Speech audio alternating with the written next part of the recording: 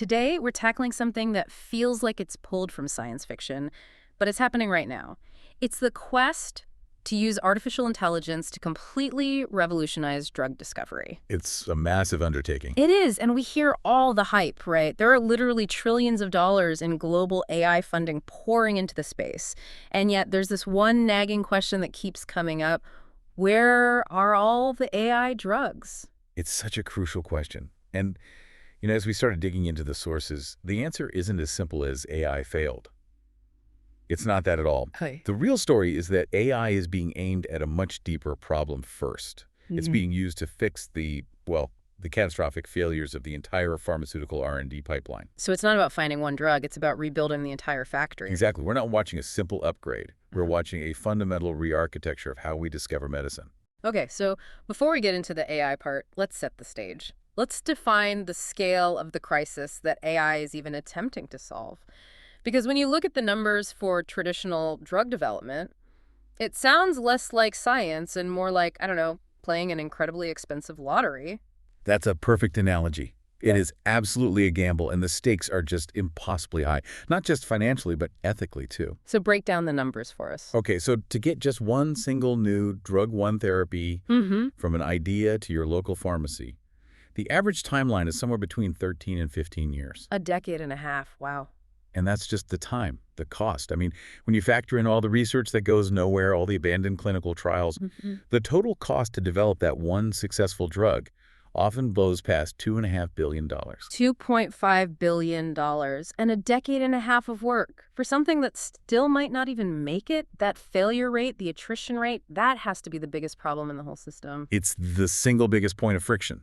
And brutal is really the only word to describe it. How brutal are we talking? We're talking about failure rates where fewer than 10% of drug candidates that enter phase I clinical trials ever get final approval from the FDA. So 90% fail right there. But the real gut punch, the most expensive failure, happens a bit later, once a molecule moves into phase II clinical trials. The rate of attrition is just staggering. 9 out of 10 of those molecules will fail before ever reaching the market. 9 out of 10. That's a 90% failure rate right in the middle of the process after you've already spent, what, $1 billion in years of work. So given this colossal inefficiency, what's the diagnosis? Why is the industry missing the mark so often? It's not because of a lack of brilliant scientists. That's not the issue. The problem is it's a fundamental lack of understanding of complex human biology at the scale that's actually required. We just don't know enough about how our own bodies work. Exactly. We're trying to tackle these incredibly complex diseases, things like Alzheimer's, ALS, diabetes, using a very traditional linear sequential process.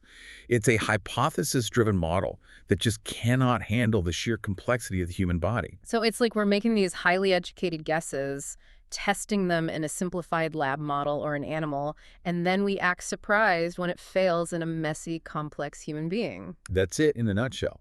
The core diagnosis from the people building these new AI platforms is that we're often operating on flawed assumptions. Which leads to? It leads to us going after the wrong targets and the wrong patients. One of the sources described traditional R&D as just stabbing in the dark.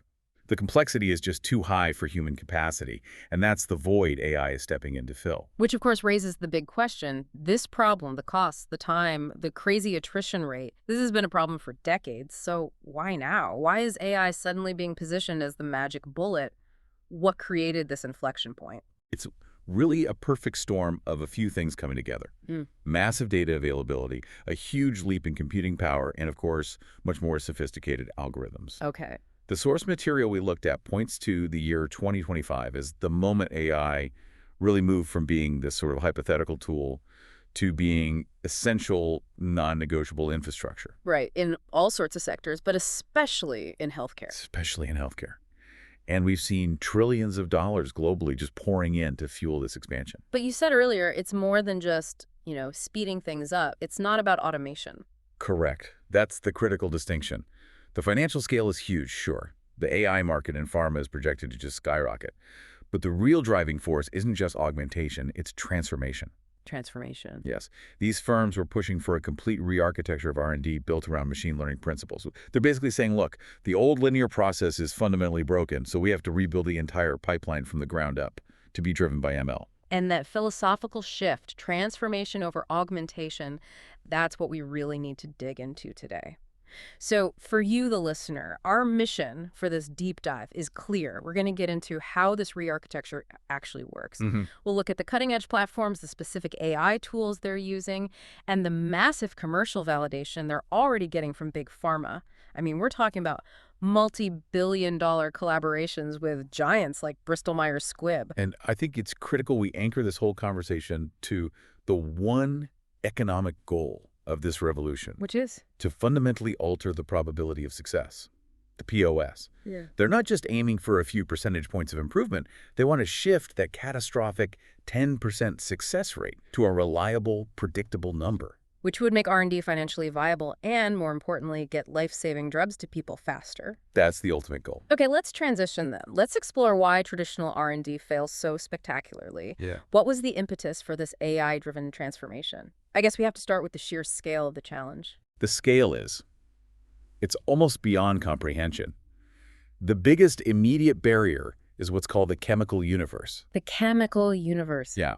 If you think about all the possible small molecule drug compounds that could, in theory, be synthesized, that chemical space contains more than 10 to the power of 60 molecules. Okay, 10 to the 60. That's a 1 with 60 zeros after it. I can't even picture that number. I think the sources pointed out that that's more than all the stars in the visible universe. It is, by a lot. Yeah. And that number, that scale, it represents a colossal barrier, both computationally and physically. Right, because traditional methods rely on screening. Right, physically testing compounds. Exactly, high-throughput screening, where researchers might physically test thousands, maybe a few million compounds if they're lucky. But a few million against 10 to the 60, it's a drop in the ocean. It's statistically meaningless. It's completely useless. This combinatorial explosion means they can't possibly find the truly optimal drug. They're forced to settle for something that's just good enough rather than best in class. And even if you could narrow down that universe somehow, the predictive models we've used for decades, they just buckle under the complexity. Tell us about those legacy models. The traditional models, things like QSR models, that's quantitative structure-activity relationship models, they're fast, and they're useful for really simple properties, like predicting how soluble a drug might be in water, the simple stuff. But they are inherently limited. They struggle massively with complex biological property. Things like long-term efficacy or side effects. Exactly. Or predicting how a compound will be metabolized by the liver, or what off-target effects it might have in different tissues. They just fall apart. Why do they struggle so much with that complexity? It really boils down to two big problems: small data and linear assumptions. Okay. QSR models were often built on these tiny, sometimes error-prone training sets. But more importantly, they assume a simple linear relationship. If we change the structure this much, the activity will change that much. And biology is never that simple. It's never that simple, especially not when you're looking at a multi-layered biological mess like inflammation or neurodegeneration. Yeah. And this is precisely why you need the nonlinear processing power of deep learning, fueled by absolutely massive, high-quality data. And that data issue brings us to a huge historical roadblock that these new AI platforms had to solve first. You call it the legacy data trap. Yes. For the early attempts at using machine learning in this space, the historical data that was available was it was catastrophically inadequate. How bad was it? Think back 20 years. A data set might have had a few dozen samples. Even 5 years ago, having a few hundred samples might have been seen as a pretty robust data set. And that's just not enough for an AI to learn from. Not even close. And crucially, this legacy data was sparse, it was inconsistent, and most importantly, it was never designed to be consumed by an algorithm. What do you mean by that? It was captured by different labs using different protocols, all for a human to read and interpret. That just creates noise and makes it impossible to scale. Okay, so this is where the big strategic pivot happens. This is where the real investment is. The leading AI platform companies basically decided, our bottleneck isn't the algorithm anymore, it's the data. We have to build better data from scratch. Precisely. This is the critical insight that's driving this whole re-architecture. They are investing enormous amounts of money, not just in computers, but in creating what they call bespoke data sets. Data sets that are explicitly designed for machine learning. It's a total game changer. They ensure their data streams have 3 key properties: scale, consistency, and feature richness. Okay, I get scale and consistency, but tell me more about feature richness. You mentioned something called multimodal phenotypic data. Multimodal phenotypic data is the key to escaping that legacy trap. It means instead of just measuring one single output from a cell like, say, whether it lived or died, you measure multiple different biological modalities at the same time. Can you give me an example? Sure. Let's say you have a neuron derived from a stem cell, an iPSC. For a single sample of that one neuron, the AI platform might collect, all at once. One, genomic data, so the underlying DNA or RNA sequencing. Two, high-content imaging, so detailed pictures of the cell's shape, where certain proteins are located. And three, metabolic output, like how much oxygen it's consuming. And four, functional data. How does it respond to an electrical pulse? So instead of one simple yes-no data point, the AI is getting hundreds of different, highly consistent quantitative measurements for every single experiment. That's it. This absolute commitment to controlling the entire data generation process from start to finish, eliminating that experimental noise, is what lets them train truly robust predictive models. By generating high-quality input, they can create what they call dramatically better solutions on the other side. It's garbage in, garbage out.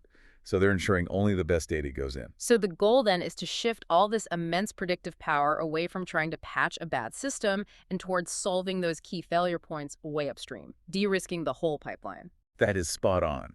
AI is focusing its effort on solving the main reasons drugs fail in the clinic: poor target validity and bad predictive modeling. If you can use ML to predict with high conviction before you enter those multi-billion-dollar clinical trials, you fundamentally change the probability of success. You make R&D more accurate, more efficient. And ultimately, you accelerate getting these treatments to patients who are waiting for them. Let's delve into this philosophical and practical shift now. This idea of AI as foundational infrastructure, not just a tool. This is the complete re-architecture we've been talking about, championed by firms like Insilico. Right, and this is the core idea: transformation over augmentation. The argument is that AI can't just be a patch you slap onto a flawed linear process. Right, because if the underlying data is broken, all AI does is help you fail faster. Exactly, it just accelerates the failure. Instead, AI has to be the central intelligence engine that redefines the disease itself from the very beginning. So what does that transformation model actually look like inside one of these companies? It means the platform has to be a robust, reusable, and highly automated technology stack. And the key shift is that the data generation itself is integrated with and owned by the machine learning system. So it's not a separate lab that just hands data over to a separate ML team. No, it's a closed loop. The ML system dictates what biological experiments it needs to see, and then the automated lab, they call it the cell factory, generates that specific data on demand for the AI. That sounds like a continuous intelligent feedback loop. It is. The ML engine is constantly building and interrogating these incredibly sophisticated models of disease, and it's transforming this growing torrent of data into actionable insights that drive the next discovery step. It's proactive, not reactive. And the sources highlight that this whole architecture stands on two essential integrated data streams. They provide both causality and confirmation. What are these dual data pillars? So the first pillar, and this is absolutely critical, is human cohort and genetic data. Why is this so important? Because human genetics gives you the ground truth of causality. By looking at massive patient cohorts, like the millions of records and genetic profiles in the UK Biobank, the AI can spot the specific genes and pathways that actually cause a human disease. So you get these high-confidence starting points for where to intervene. You're learning directly from the natural experiments that happen in millions of humans, rather than just, say, knocking out a gene in a mouse and hoping it's relevant. Okay, so that's pillar one, human genetics for causality. What's pillar two? Pillar two is the proprietary laboratory data. This is the data stream that's generated by their purpose-built automated labs at that cell factory we mentioned. Right. These systems build those high-content multimodal cell models we talked about. And because this data is generated under such tightly controlled automated conditions, it minimizes all that experimental variability and noise. So you get maximum fidelity for the ML models to learn from. Exactly. Let's just pause on the power of human genetics for a second. What kind of an impact does having genetic support actually have on a drug's chances of success? The statistics are really compelling, and you see these companies citing them all the time. Study after study has shown that if a drug target has strong support in human genetics, meaning there's a proven link between that gene and the disease. right, if that link exists, the probability of that drug succeeding in clinical trials increases by 2 to 3 times. A 2x to 3x increase, that's huge. It's massive. And AI's job is to amplify that success even further by picking the targets that have the highest possible inherent probability of success from day one. So this synergy, it's the human genetic causality combined with the lab-generated cell model confirmation. That must be what gives them the confidence to de-risk the pipeline. That's the core of the engine. Okay, so now let's talk about the specific AI techniques they're using to make sense of all this integrated data. One of the core techniques, and this is what allows them to scale up the human genetics data, is called imputation or inference. Okay, what does that mean? Basically, since we can't possibly collect every single type of measurement on every patient, it will be too expensive or unethical. AI is used to infer the uncollected measurements from the ones we did collect. It's filling in the blanks. It's synthesizing additional data, but anchored in reality. It allows them to turn a small, expensive, high-quality data set into a massive, robust one. Can you walk us through the practical example of that? The one about fatty liver disease? Absolutely. So one of their big focus areas is a condition called metabolic-associated steatotic liver disease, or MASLD. Fatty liver disease. Right. Now, the true gold standard for measuring liver fat accurately is a very specialized, very expensive MRI scan. Which most people in a large study won't have. Exactly. But what they do have are cheaper, more abundant things like DEXA scans, which are usually for bone density, or common blood markers. Okay. The AI platform was trained to predict the ground truth MRI result, the accurate liver fat measurement, just by looking at the patterns in those cheaper, lower fidelity DEXA scans and blood markers. Wait a second. The AI can look at a DEXA scan, which barely even images the liver, and it can accurately estimate the fat content. I mean, that sounds almost impossible for a human radiologist. It is, but that's the power of the ML model. Yeah. It's recognizing these incredibly subtle patterns that are hidden in the data noise. The source material highlighted that the AI could impute that liver fat measurement with remarkable accuracy. And what does that do for them? It dramatically increases their cohort scale. Instead of having just 25,000 expensive MRI samples to learn from, they can suddenly leverage hundreds of thousands of DEXA or blood marker samples.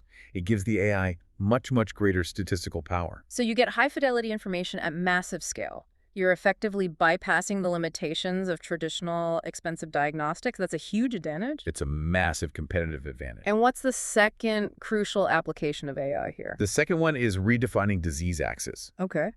Traditionally, medicine relies on these very coarse binary classifications. You either have diabetes or you don't. You have ALS or you don't. It's a yes-no switch. Right. AI is being used to move beyond that binary and learn the subtle, continuous spectrum, the axis along which healthy and sick actually lie. So instead of a simple diagnosis, AI is creating a quantifiable spectrum of the disease state. Precisely. You can imagine visualizing the disease axis for liver fat, moving from a perfectly healthy cell to one that's completely overwhelmed with lipid droplets. Or for ALS, visualizing the gradient of pathology in the neurons. And once you have that access, Once you have that AI-derived access, you can use genetics to screen for interventions, changes in gene function that physically move the cell along that axis, from the unhealthy part of the range to a healthier part. that gives you a really clear, quantifiable goal for a drug to achieve, which is way more powerful than just treating a collection of symptoms. You're tackling the fundamental pathology. And that rich, multimodal data is speaking directly to the underlying biology of the disease in a way that traditional, sometimes underpowered clinical measurements just can't. Okay, we've established the why and the how of this data-driven platform. Let's get to the results. Where has AI actually delivered on these high-conviction insights in practice? Where's the validation that Big Pharma is betting on? The concrete evidence is coming from these major collaborations. They're proving the platform can tackle diseases that have been historically resistant to any kind of R&D. Let's start with the big one. Amyotrophic lateral sclerosis, ALS. Neurodegeneration is arguably the greatest challenge in the entire industry. It is the absolute pinnacle of biological complexity and, frankly, R&D failure. ALS is a devastating, progressive disease. It typically results in death within 3 to 5 years of diagnosis. And the collaboration was with Bristol-Myers Squibb. Yes. The goal was to use the AI platform to find some cross-cutting pathology that affects both the genetic forms of ALS and the more common sporadic forms. And did they find something? They did. Using their massive genetic and cellular data architecture, they successfully identified a completely novel ALS target, preclinically. A novel target. So this wasn't one of the usual suspects that researchers have been chasing for decades. Exactly. This was a target that traditional research had completely failed to pinpoint as a central causal intervention point. And how was it validated? The success was validated because the platform showed that hitting this target actually reverts multiple functional consequences of the disease in their cell models. And critically, it helped resolve the missplicing of genes that's linked to the depletion of a protein called TDP43 from the nucleus, which is a key hallmark of ALS pathology. So that's really robust evidence. It's not just an association, it's showing you can reverse a fundamental mechanism of the disease. It gave Bristol Myers Squibb the considerable confidence they needed to nominate that target for drug design. And that confidence is shown by the fact that they're now moving into the next phase of the collaboration. Right. Which is to specifically leverage the advanced molecule design capability, the ChemL platform, to turn this AI-validated target into an actual medicine. This is really the first major proof point that AI can penetrate the biological complexity of neurodegeneration. What about metabolic diseases? I mean, they affect hundreds of millions of people globally. Right. So in the metabolic space, specifically looking at MASLD or fatty liver disease, the AI platform did an analysis of all that human genetics data we talk about, including the imputed data. And what did it find? It found that one specific process called de novo lipogenesis just jumps out of the data as a central pathway driving the disease. Can you break down de novo lipogenesis for us? Sure. It literally means new fat creation. It's the biochemical process where your liver takes excess sugar from your blood and turns it into fat molecules, triglycerides. Which happens a lot in a typical Western diet. A lot. Your liver works over time creating these fat deposits. And the AI, by looking at all this incredibly rich genetic data, basically identified this pathway as screaming for an intervention. So the AI gives this holistic view, and it points to the most leveraged place to intervene. What happened when they tested that hypothesis? So the researchers selected their top 4 targets based on this genetic and phenotypic screen. They then tested them in what are called translatable animal models, in this case mice, that were induced to have obesity and fatty liver disease. And the results? 3 out of the 4 targets led to a significant, highly favorable reduction in liver triglycerides in the animals. A 75% success rate on novel targets in a translatable model. I mean, that is a massive improvement over the 90% failure rate we started with. It's a completely different ballpark, and this is where the speed of the platform becomes so transformative. How long did it take? This entire process, from the initial idea, the genetic concept, to having confirmed successful animal data in hand, took less than 18 months. 18 months. That's incredible. That slashes years off the traditional discovery timeline and saves a fortune in early stage costs. It's a huge acceleration. Okay, that's the target validation piece, but now we have to get to the chemistry. Let's unpack the next critical step. Once the target is validated, how does AI actually design the small molecule drug that's going to hit it? Let's talk about the ChemML platform and this idea of concurrent optimization. Right. So ChemL, which is short for chemistry machine learning, is the end-to-end drug design solution. And it was built to solve the really catastrophic problem of sequential optimization in traditional chemistry. What was so fundamentally flawed about that old sequential method? Well, legacy R&D worked a bit like a game of whack-a-mole. Okay. First, the chemists would spend months designing a molecule to be super effective at binding the target, high efficacy. They would optimize just that one parameter. Then, in a completely separate later step, they would test it for all the essential ADMET properties. Remind us what ADMET stands for. It's absorption, distribution, metabolism, excretion, and toxicity.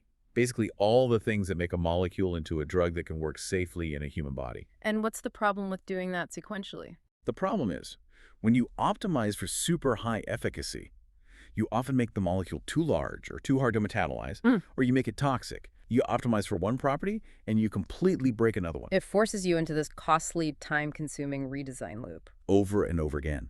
It's a core reason for the high failure rate in the preclinical phase. The molecules that were great at the target were often too toxic to ever be a real drug. So how does ChemL solve that? It solves it through concurrent optimization. Instead of that sequential testing, the generative AI models are trained to simultaneously optimize multiple criteria at once. All at the same time? All at the same time.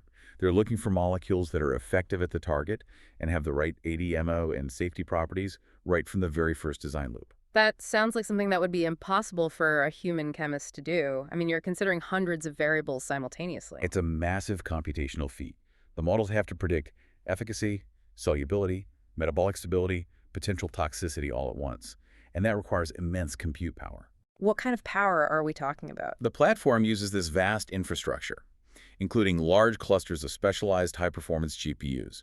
The source mentioned 192 H100s, which gives them the muscle they need for this kind of high-end modeling and physics-based simulations. And that powers what they call the design make test engine. Exactly. It's an iterative engine where the machine learning is intelligently guiding each round of synthesis, moving far, far faster than any traditional method ever could. Okay, let's dive a bit deeper into the specific AI applications that these platforms are using for that preclinical screening. This is sort of the toolbox that ChemL draws from. Right. We see sophisticated AI being used across every single stage of evaluating a molecule.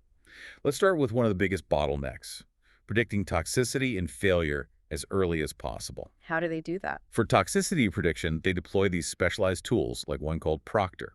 It's trained using a highly predictive model called a random forest. And what Proctor does is it calculates a quantified risk score. The Proctor score. Right. And that score forecasts whether a drug is likely to fail in clinical trials, specifically because of safety or toxicity problems. And how does it make that prediction? What is it looking at? It's not just looking at the simple chemical structure. It incorporates a huge set of features, things like drug likeliness characteristics, molecular properties, and very specific features based on the drug's target. So it learns from past failures. Exactly. By training on thousands of examples of both successful and failed drugs, the AI learns these complex, subtle patterns that signal preclinical failure. It lets the researchers just drop the problematic molecules immediately. Predicting failure before it costs you billions. That is definitely the name of the game. Okay, what about the other side of the coin? Ensuring efficacy without causing horrible side effects. That's all about drug-target interactions, or DTIs. This is absolutely vital. You need your drug to stick very strongly to its intended target. That's efficacy, but you need it to ignore everything else. Because if it starts interacting with unintended receptors. You get polypharmacology. And that is a major, major cause of adverse effects and side effects. AI methods like support vector machines and deep learning are critical here. So polypharmacology is basically the scientific reason why a lot of effective drugs have these terrible, sometimes dangerous side effects. They're just sloppy about what they bind to. That's a great way to put it. They're sloppy. AI tools can measure the binding affinity by looking at both the features of the drug and the characteristics of the intended target. There's a tool called Kinomx that uses deep neural networks specifically to detect the potential for this in kinase inhibitors, a huge class of cancer and inflammation drugs. So it lets designers refine the molecule to be more selective and therefore safer. Precisely. And finally, the really creative step, de novo design. Generating a molecule that is completely new, that has never existed before. This is where generative AI really, really shines. It lets chemists explore novel chemical space much faster than they ever could before. Deep learning methods, like one called the Reinforced Adversarial Neural Computer, or RANC, use principles from reinforcement learning. How does something like RNC actually create a new molecule? So RNC and other models like it, they're trained on these huge databases of existing molecules. And they don't just recombine old parts, they sequentially suggest new chemical fragments, piece by piece. And they do it with a goal in mind. Exactly. They generate the molecule to have predefined properties, like a specific molecular weight, a certain solubility profile, or a good 8A MET profile. And crucially, the reinforcement learning part allows the AI to evaluate the synthesizability of its own designs. So it doesn't just design fantasy molecules that can't be made in a lab. Right. It suggests realistic synthesis routes, which moves it light years ahead of older de novo approaches that often came up with these theoretical compounds that were impossible to actually make. The technical acceleration is just astonishing. But even if you have a perfect molecule, you still have the clinical trial phase, which can take 6 or 7 years and is incredibly expensive. We need to talk about how AI improves the success rate after the molecule is designed. Yeah, clinical trials are where the financial risk just peaks. And AI is targeting the single biggest point of failure in the clinic, which is inappropriate patient selection. And that failure rate is linked to what percentage of trials? Inappropriate patient selection is linked to something like 86% of all clinical trial failures. That's huge. It's the dominant reason. And AI helps solve this by helping to select a highly specific patient population using detailed genome and exposome analysis. It ensures the trial enrolls the patients who are most likely to benefit. Which makes the trial smaller, faster, and statistically much more powerful. Exactly. This is where precision medicine fully integrates with drug discovery. You're trying to give the drug only to the subpopulation that truly needs it and will respond to it. And Insitro is taking this even a step further. They're using advanced diagnostics to stratify patients before they even get into the trial, particularly with their work in oculomics. Tell us about that. This is a really fascinating application. So Insitro has a collaboration with Moorfields Eye Hospital in the UK, and it's focused on developing an AI foundational model that's centered on oculomics. The study of data from the eye. Exactly, particularly from high-resolution retinal images from OCT scans. Because the eye is this uniquely accessible part of our central nervous system, it's a fantastic diagnostic window. A window into what? A window into systemic diseases like neurodegeneration, diabetes, cardiovascular disease. The AI foundational model is being trained to analyze these retinal images to find incredibly subtle signs of neurodegeneration changes that a human clinician would almost certainly miss. So you're creating a non-invasive, highly accurate, ML-derived diagnostic tool. And why is that so essential for running a better trial? Because it lets you efficiently stratify your patient population. For a complex disease like Alzheimer's, the patients are very heterogeneous. You might have 100 people with the same diagnosis, but maybe only 20 of them have the specific pathology that your drug is designed to target. By using this AI diagnostic, you can make sure your trial enrolls only those 20 specific patients. You're finally achieving that goal of the right targets and the right patients. And that can drastically improve the success rate of the study, saving years and literally billions of dollars. So the AI not only helps find the drug, it also finds the specific person who needs it most. It closes that entire R&D loop. But let's zoom out. AI's reach doesn't just stop at clinical trials, right? It goes even later into the product lifecycle, all the way to the manufacturing floor. Absolutely. AI is playing a crucial role now in improving efficiency, yield, and consistency in manufacturing and quality control. And this is key to bringing down the final cost of the drug and ensuring the supply chain is stable. Let's talk about the automation part first. Tools like the computer platform. Right. The computer platform is all about digital automation for synthesizing complex molecules. It runs on a specific programming language called chemical assembly. The whole process, mixing reagents, heating, purification, it's all orchestrated digitally by robots. And what are the main benefits of doing that? First, reliability. It's been successfully used to make existing drugs like sildenafil and rufinamide, and it showed yields and purity that were as good as or even better than a human chemist. Second, efficiency and cost. But third, and this is really important, it creates a perfect digital record of every single step. Which is invaluable for regulatory compliance. And for scaling up production globally. What about for formulation and quality control? This is where AI really takes on the role of a process engineer. Neural networks and something called fuzzy logic are used all the time to model and monitor these very complex processes. Can you give us an example of that kind of process modeling? Sure, take wet granulation. It's a key step in making tablets. All these factors like mixing speed, binder concentration, temperature, they all affect the final quality of the tablet. Okay. Neural networks are trained to study the correlation between all those machine settings and potential quality problems, like something called tablet capping. That's when the top of the tablet just breaks off. And the AI can predict that. It can predict when capping is likely to happen hours or even days in advance. That allows the engineers to intervene and maintain perfect batch-to-batch consistency. It's like having a crystal ball for the production line. It is. And similarly, for something like freeze drying, which is used for vaccines, AI models can predict final parameters like cake thickness or residual moisture, making sure every batch meets its specs. It aligns perfectly with the FDA's quality by design approach. It really sounds like AI is transforming the entire business operation, right down to the price tag on the bottle. How does it help with market strategy and financial forecasting, that final mile? On the business side, AI uses these sophisticated multi-criteria decision-making approaches. For market prediction, you have systems like the Business Intelligence Smart Sales Prediction Analysis. What does that do? It collects and analyzes vast amounts of data, historical sales, current inventory, the competitive landscape, even geopolitical factors, to forecast sales with incredibly high accuracy. And why is that so critical in the pharmaceutical world? Because predicting sales in advance is vital for managing a complex global supply chain. It prevents the huge financial cost of having excess stock that might expire, and just as importantly, it prevents you from losing customers because of drug shortages. The AI is optimizing inventory management on a global scale. And what about the final price? How does ML help determine the cost of the product? For costing, ML analyzes these massive statistical data sets that go way beyond a simple cost-plus model. It includes that staggering initial R&D cost, the $2.5 billion plus manufacturing costs, inventory costs, anticipated demand, and critically, the prices of competitors' products and all these complex international regulatory schemes. It sounds like it's mimicking a human expert. That's the key concept. The AI is mimicking the thinking of a highly experienced human financial expert. It's assessing all these complex factors, including price regulations in different countries, which can involve thousands of variables, to set a final price that maximizes market penetration while still recovering that massive R&D investment. This sounds like an absolutely unstoppable force of optimization, both scientifically and economically. We've seen these multi-billion-dollar validations, revolutionary preclinical success, entire pipelines being built around AI. But that brings us back to the critical question we started with.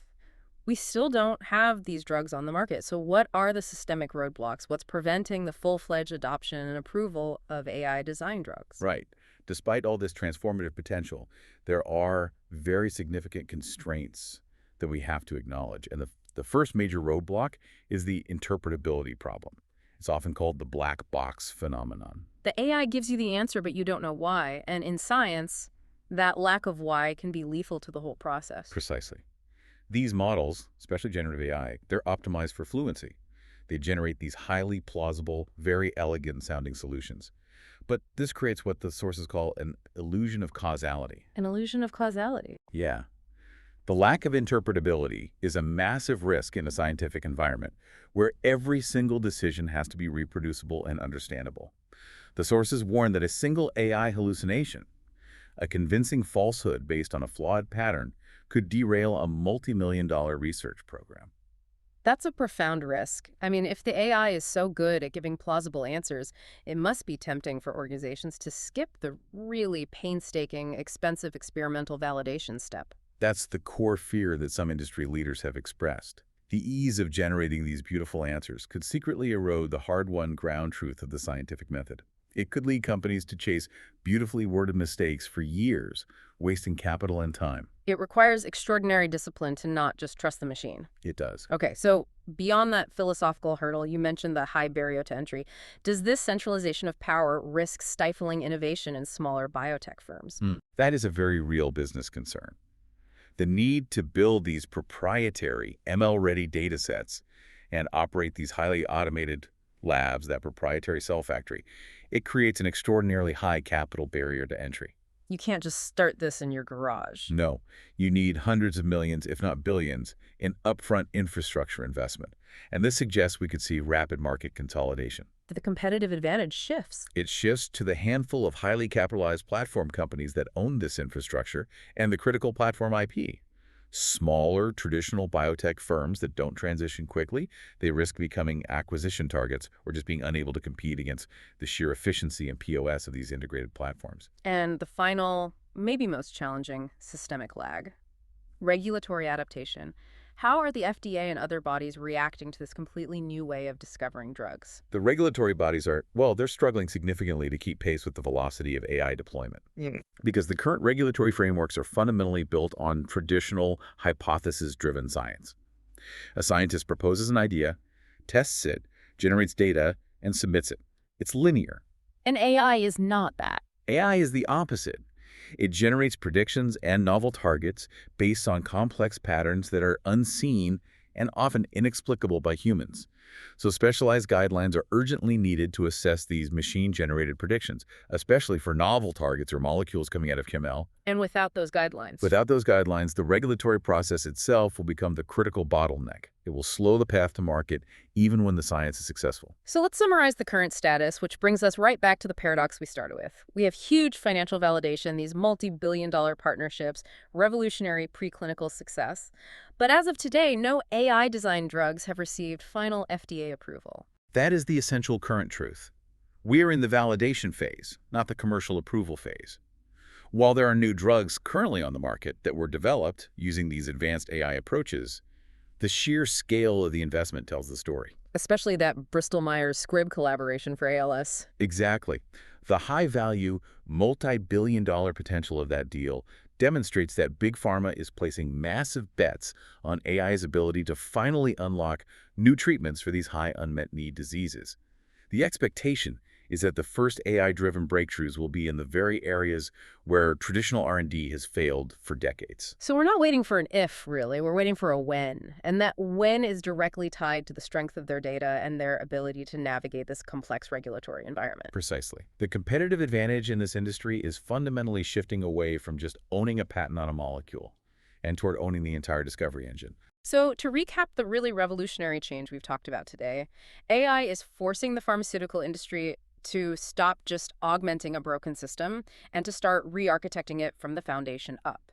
This seismic shift is moving the competitive advantage away from simple molecular IP, a single patented compound, to proprietary platform IP. The automated labs, the data architectures, the AI models that can generate repeatable, de-risked insights. This is how a handful of startups are betting everything on AI to finally beat that devastating 90% failure rate. That shift in the value proposition is the key takeaway for the scientific and economic community. And to leave you with a final thought, built on the material we've explored today. Okay. We talked about how advanced human-relevant models, things like organoids and organs on chips, are rapidly replacing traditional animal models.